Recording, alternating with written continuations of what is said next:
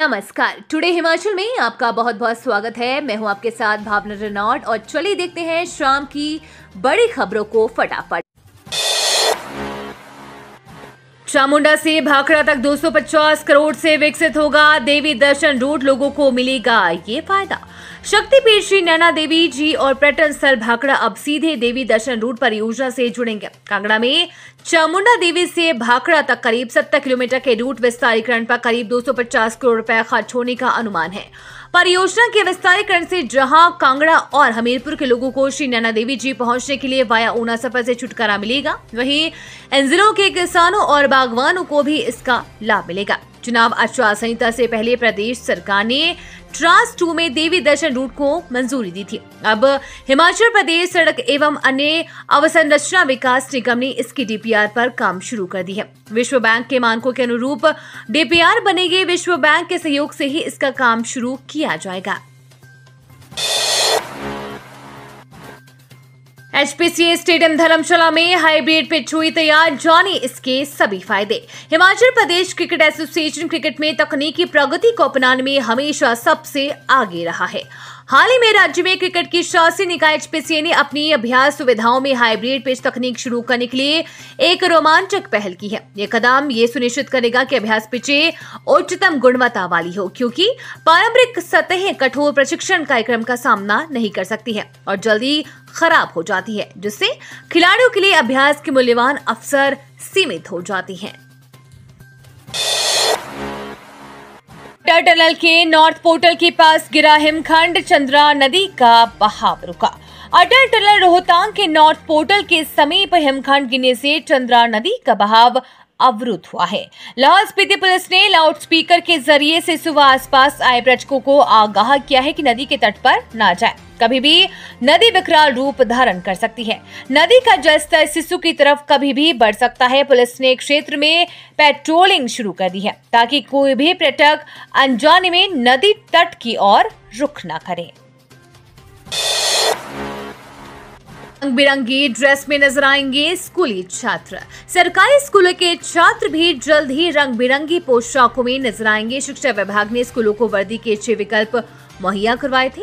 इनमें वर्दी से लेकर स्वेटर, जैकेट, टाई इत्यादि तक का विकल्प दिया गया है। स्कूलों ने अपनी अपनी पसंद की नई ड्रेस सिलेक्ट कर ली है और छात्रों को नई ड्रेस लाने के निर्देश दे दिए हैं। शिक्षा विभाग की ओर से स्कूलों के प्रत्येक छात्र को 600 रुपए वर्दी के मुहैया करवाए जाएंगे। बता दें कि सरकारी स्कूलों के छात्र भी जल्द ही प्राइवेट स्कूलों के छात्रों की तरह रंग बिरंगी ड्रेस में नजर आएंगे, क्योंकि सरकारी स्कूलों को शिक्षा विभाग ने जनवरी माह में वर्दी के 6 विकल्प मुहैया करवा दिए थे, ताकि स्कूल हेड, एसएमसी और छात्रों के अभिभावकों के साथ बैठक कर नए सेशन के लिए वर्दी का चयन कर लें। अब क्यूआर कोड बताएगा डिग्री फर्जी है या नहीं। हिमाचल प्रदेश निजी शिक्षण संस्थान नियामक आयोग फर्जी डिग्रियों की पहचान करने के लिए एक मैकेनिज्म तैयार कर रहा है।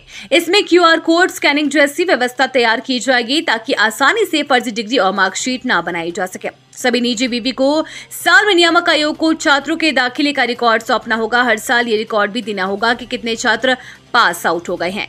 जो छात्र पास आउट हुए हैं उन्होंने कब दाखिला लिया था, इसका रिकॉर्ड विश्वविद्यालय के अलावा आयोग और शिक्षा विभाग के पास भी रहेगा। वेरिफिकेशन के लिए अधिकारियों की जिम्मेदारी भी तय की जाएगी। हिमाचल में चल रहे निजी विश्वविद्यालयों में फर्जी डिग्रियों के मामले सामने आने के बाद आयोग ने यह फैसला लिया है। बीते साल फर्जी मार्कशीट और वेबसाइट का मामला सामने आया था, जिसके बाद से फैसला लिया गया है। इसके साथ ही शिक्षकों की योग्यता, नए कोर्स, मनमानी फीस बढ़ोतरी की भी शिकायतें इससे पहले आयोग को मिलती रहती हैं। ऐसे में अब नए सत्र के लिए नियम सख्त कर दिए गए हैं।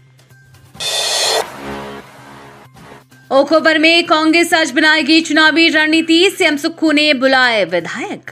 कांग्रेस लोकसभा और विधानसभा उपचुनाव को लेकर मंगलवार को ओकओवर में रणनीति बनाएगी। मुख्यमंत्री सुखविंदर सिंह सुक्खू ने कांग्रेस विधायकों को ओकओवर बुलाया है। 5 विधायकों के साथ सुक्खू बारी बारी से बैठक करेंगे। कांग्रेस पार्टी की प्रदेश अध्यक्ष प्रतिभा सिंह से भी ओकओवर में चुनावी रणनीति पर मंत्रणा की जाएगी। कांग्रेस के जिला और ब्लॉक अध्यक्ष भी ओकओवर बुलाए गए हैं। लोकसभा और विधानसभा उपचुनाव को लेकर मुख्यमंत्री सुखविंदर सिंह की प्रतिष्ठा दांव पर है। ऐसे में मुख्यमंत्री फूक कर कदम रख रहे हैं। कांग्रेस हाईकमान ने शिमला और लोकसभा संसदीय सीट पर प्रत्याशी उतार दिए हैं। अब कांगड़ा और हमीरपुर सीट पर प्रत्याशियों की घोषणा होनी है। विधानसभा उपचुनाव के लिए भी प्रत्याशियों की घोषणा होनी है। सूत्र बताते हैं कि उपचुनाव के लिए भी लोकसभा की तर्ज पर 2-2 कर प्रत्याशी उतारे जाएंगे। 3 NH समेत 114 सड़कें बंद। रोहतांग सहित ऊंची चोटियों पर हुई बर्फबारी ने बढ़ाई मुश्किल। हिमपात और वर्षा के साथ आंधी ने बागवानों और किसानों की चिंताओं को बढ़ा दिया है। इन दिनों सेब में फूल आ रहे हैं और गेहूं पक्का तैयार होने को है, जबकि प्लम, आड़ू, खुबानी आदि फल लगे हुए हैं। सेब में फूलों के आने पर तापमान में गिरावट इसके सेटिंग के लिए नुकसानदायक है। सोमवार को रोहतांग सहित ऊंची चोटियों शिंकुला व बालाट्रा में आधा फीट ताजा बर्फबारी और हिमपात हुआ है, जबकि प्रदेश में कई स्थानों पर वर्षा हुई है। रविवार की अपेक्षा सोमवार को अधिकतम तापमान में 1 से 6 डिग्री तक की वृद्धि दर्ज की गई है। नीट की कोचिंग ले रही 19 साल की छात्रा ने की आत्महत्या। पुलिस को मौके पर नहीं मिला कोई सुसाइड नोट। हिमाचल प्रदेश के जिला हमीरपुर के पुलिस थाना भोरंज के तहत 19 वर्षीय छात्रा ने सोमवार को आत्महत्या कर ली। वो नीट की कोचिंग ले रही थी। हालांकि आत्महत्या के कारण स्पष्ट नहीं हो पाए हैं। पुलिस मामले की जांच कर रही है। छात्रा की पहचान नूरजहां पुत्री शमशेर अंसारी निवासी सिरसी नया बस्ती पोस्ट ऑफिस और पुलिस स्टेशन राजमहल जिला साहिबगंज झारखंड के रूप में हुई है। नीट की कोचिंग ले रही थी युवती। छात्रा जाहू कस्बे में किराए के कमरे में रह रही थी और यहाँ पर पिछले साल से कोचिंग ले रही थी। पिछले साल छात्रा नीट पास नहीं कर पाई थी और एक बार फिर से तैयारी में जुटी हुई थी। रविवार रात अचानक छात्रा ने अपने दुपट्टे से फंदा बनाकर आत्महत्या कर ली।